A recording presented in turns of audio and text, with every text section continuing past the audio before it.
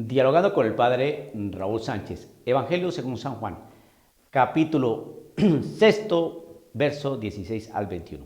Es el evangelio que se va a proclamar en la misa del día sábado 16 de abril del año 2021. ¿Qué nos dice este corto pasaje? Al llegar la noche, sus discípulos bajaron a la orilla y, subiendo a una barca, cruzaron el lago rumbo a Cafarnaúm. Había visto caer la noche sin que Jesús se hubiera reunido con ellos. Y empezaban a formarse grandes olas debido al fuerte viento que soplaba. Habían remado como unos 5 kilómetros cuando vieron a Jesús que caminaba sobre el mar. Y se acercaba a la barca y se llenaron de espanto. Pero él les dijo: soy yo, no tengan miedo. Palabra del Señor. Bueno, pues aquel que sale con el chistecito, ¿no?, de que Jesucristo no caminó por el agua, sino que estaba caminando por las piedritas, pues es que no ha leído bien el texto, ¿no? Que unos 5 kilómetros ya la barca estaba bien distante de la orilla. 5 kilómetros son una distancia considerable, ¿no? Que piedritas por ahí no puede haber. Estaba caminando sobre el agua. Bueno, ¿por qué nos cuesta creer esto? Es que la fe nuestra está puesta a prueba porque prácticamente lo que nosotros no creemos es lo que prácticamente va en contra de las leyes de la naturaleza.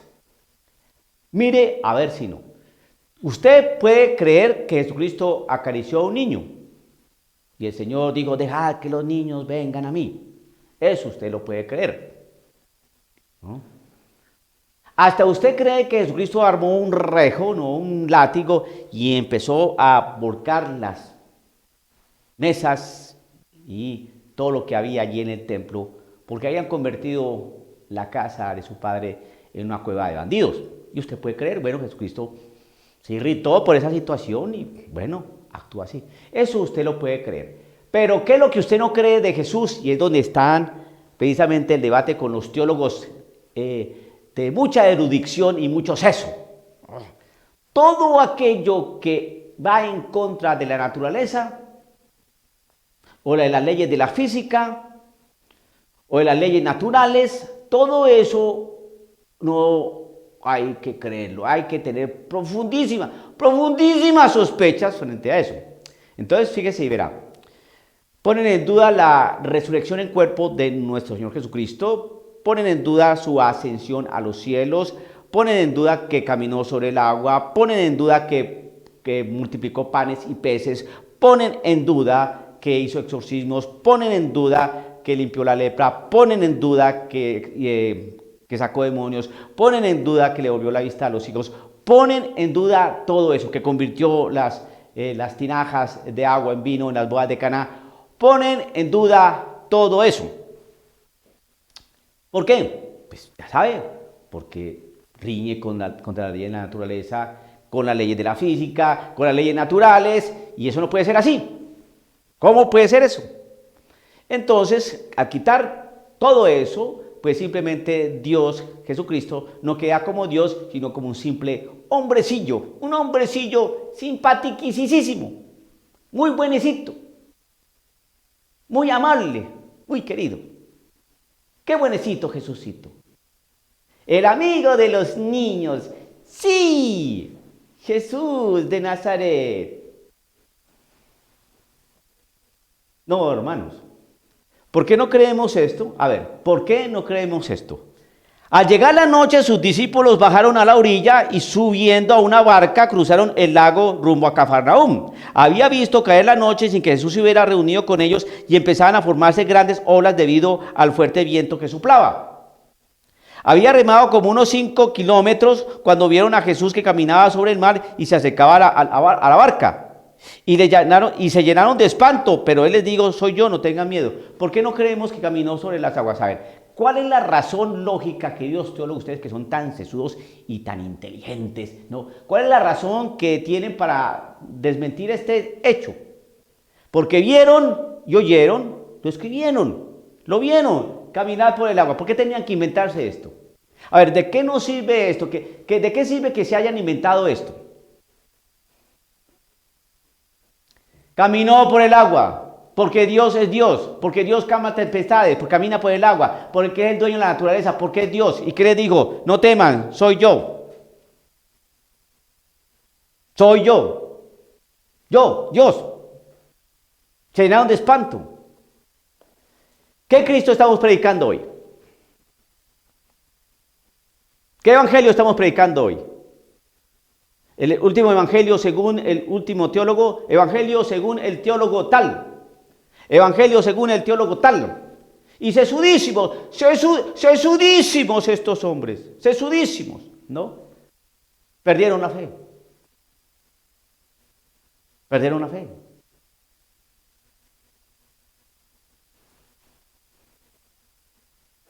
Cuando uno es capaz de negar un hecho de Jesús, por ejemplo, el que niega que Jesucristo multiplicó panes y peces, puede negar que Jesucristo caminó por el agua, que convirtió las tinajas de agua en vino, que hizo exorcismos. Así de sencillo. ¿Por qué? Porque si al negar uno, ¿por qué no puede negar a los demás? Y si niega uno, ¿por qué acepta a los otros? Pregunto yo, ¿qué es más qué convence más o qué es más creíble para nuestra razón? ¿Que de unas tinajas de agua se conviertan en vino o que camine por el agua? ¿Qué nos convence más? ¿Qué está más cercano a nuestra razón, a nuestra lógica?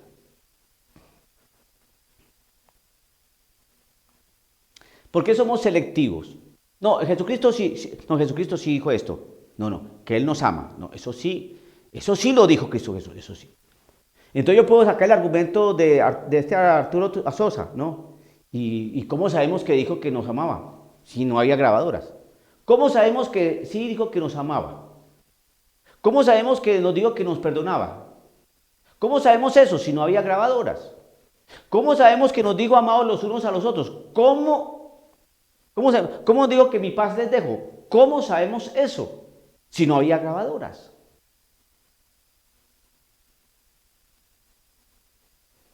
No, perdón. Es que cuando Jesucristo dijo, ¿no? Que no todo el que diga Señor, Señor entrará en el reino de los cielos, cuando dijo eso, ya se habían inventado. Mira qué casualidad. Ya sabíamos, ya tenemos el registro. Ya la grabadora existía, ya. No, ¿ves? Son pamplinas.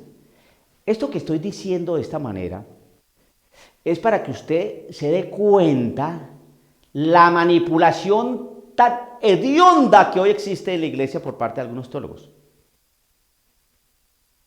Estamos pasando por un periodo muy complicado de la historia de la iglesia. Ojo a mis palabras, un periodo muy complicado de la historia de la iglesia. No estoy diciendo que es el más complicado, ni estoy diciendo que va a ser el más complicado, sino que es muy complicado. Tal vez más adelante vendrán más complicaciones, eso sí, no lo duden, porque esto no va bien. Porque dentro de la iglesia, aparecieron unos grandes lobos rapaces que al pecado le están diciendo que no es pecado, a la palabra del Señor no es palabra del Señor, los milagros del Señor no existen y todo así. Y todo entonces se va es por las periferias del Evangelio donde hay que amar, no juzgar. No. Entonces, ¿qué hacemos? ¿Qué evangelio nos está predicando? Jesucristo es Dios, dueño de la naturaleza. Calma el viento. Y si quiere caminar por el agua, camina por el agua y punto. Por eso esos teologuitos, ¿no? y esos curitas que quieren bendecir bendiciones, créanme que no creen que Jesucristo está ahí, en ese pan. Créanme, se los aseguro. Ni esos que casan a personas del mismo sexo, esos tampoco creen que Jesucristo está ahí en la Eucaristía. Ni crean. Porque Jesucristo es bien claro. Para poder comerlo hay que estar limpio por dentro. Por eso la confesión. Pero ahora se queda comunión sin confesión. Perdón sin arrepentimiento. Acogida sin cambio de vida. Y por eso están trabajando, porque están trabajando mucho. Ya he visto algunos escritos por ahí, sueltitos, ¿no? Sueltitos por allí, con algunas sugerencias, ¿no? De que Judas, pues, no fue tan malo, ¿no? Pues, pobre Judas, hombre. ¿Y por qué? Al suavizar a Judas, entonces vamos a suavizar a todos los malos. A todos los que, pues, fue un error. La confusión, tantos condicionamientos que tiene la persona en la familia que hace que se comporte así. Entonces la maldad no es maldad, actúa así por situaciones de condicionamientos, cuestiones exógenas a la persona, extrínsecas a la persona, cuestiones de orden ambiental, cultural, contextual, y por eso pues, no podemos decir que sea pecado. La realidad del pecado es objetiva, sí, un homicidio, sí, un adulterio, sí, una fornicación, sí, un robo, sí. La realidad objetiva, sí, como tal el pecado, el título, ¿no? Pero al mirar en conciencia y de la manera subjetiva, pues vemos que no, en realidad, pues, no hay pecado. Vas a creer que esas cosas, errores que tiene uno. Y entonces así Jesucristo vino y derramó su sangre en la cruz, se colgó, pasó ese sacrificio tan espantoso simplemente por algún errorcillo de algunos, por un errorcillo, ¿no? Pues Hitler cometió un errorcillo. No, pero por favor, es que Hitler, no compare a Hitler con ¿quién? No, pues es que no puede comparar a Hitler con Judas. Ah, ¿qué pasa con Judas? Entonces, ¿por qué nos dicen Judas a los que traicionan? Entonces, miremos las cosas, seamos coherentes. Todo eso nos está llevando a algo bien interesante. Mire que eso es suavidad, mire, eso es cuestión de comunicación, de estrategia comunicativa, ¿no? Ablandamos por aquí y metemos tanto, que ya la persona no lo va a ver como tan grave. Mire, pues las personas del mismo sexo, pues ¿qué vamos a decir? Son los simpáticos de las películas, es el excluido en las novelas, es el buen consejero de la amiga, es el que llora con el que está llorando, y qué maravilla. Y entonces así, cuando los vemos acostados a dos hombres, entonces no vemos tan graves, provecitos, también tienen sus necesidades. Están viviendo soledad. A ver, y lo importante es el amor. El amor es lo que importa, ¿no? ¡Viva el amor! Por eso creo en el amor. Todo ese tipo de cosas, ¿no? Ablandamiento, ¿no? Nos va mostrando el simpático, el que llora, el consejero, que cuando está en el acto aberrante, intrínsecamente desordenado, no lo vemos como tal. Judas. No, pues mire ese hombre. Pensaba que no sé qué, es una desilusión, se arrepintió, tiró las monedas, que de alguna manera está arrepentido. El Señor fue allá, se apiadó de él también, seguro que sí. Pues así, en todo lo demás, ¿no? Mire, ¿por qué no? Lo que pasa es que Hitler creció en una familia tal, y acuérdate que también era de origen cristiano, y entonces seguramente tuvo grandes impresiones, tal vez no tuvo una buena relación con su papá, y el contexto que vivía Hitler, pues también fue creando una personalidad, que pues al final, y todas las barbaridades que hizo, los campos de concentración, todo este que mató, todos esos genocidios que pasó, tal vez no tenía cuestiones contextuales, también la tierra que la Gestapo, la SS, y algunas personas que eran más malos que él, lo influyeron. Y resultaba que viene a ser un angelito. Lo que hicieron con Martín Lutero, testigo del Evangelio. Oiga, esa barbaridad. Eso no lo resiste un historiador serio nunca en la vida. No lo resiste. Yo creo que los grandes historiadores como Villoslada, pongamos, Villoslada, gran historiador, hizo una biografía interesantísima de Martín Lutero. Yo creo que está revolcándose en su tumba. ¿Qué hicieron? Testigo del Evangelio. Y tú y nos tenemos que engullir eso. Solamente dése usted la tarea de ir y leer lo que escribió Martín Lutero de la iglesia, los sacramentos, del arte, del papa, la liturgia, para que usted prácticamente diga cómo puede ser este hombre testigo del Evangelio. Pero es testigo del Evangelio. ¿Por qué? Porque suavizamos todo. Suavizamos todo y al final no hay pecado, al final no hay maldad, al final no hay nada. Es un mundo que tiene sus luces y sus sombras, pero que si dialogamos y fraternizamos, y ahí nos vamos comprendiendo poco a poco. Entonces van sacando a Cristo Jesús del partido, ahí poquito a poquito lo vamos sacando. Porque Jesucristo es muy incómodo. ¿Por qué? Porque es causa de contradicción. Y no queremos que nos contraiga nadie. ¿Sí entienden? El que nos contraiga, lo silenciamos, lo censuramos, lo paramos con leyes. Pero nuestro propósito de gobernar acá, nadie nos lo puede quitar. Por eso la iglesia es incómoda. Y ese desgraciado llamado Cristo Jesús y todos sus secuaces nos incomodan. Vamos a perseguirlos, a meterlos en las esquinas del ridículo, a censurarlos. Nos incomodan. Nos incomodan. Siga incomodando.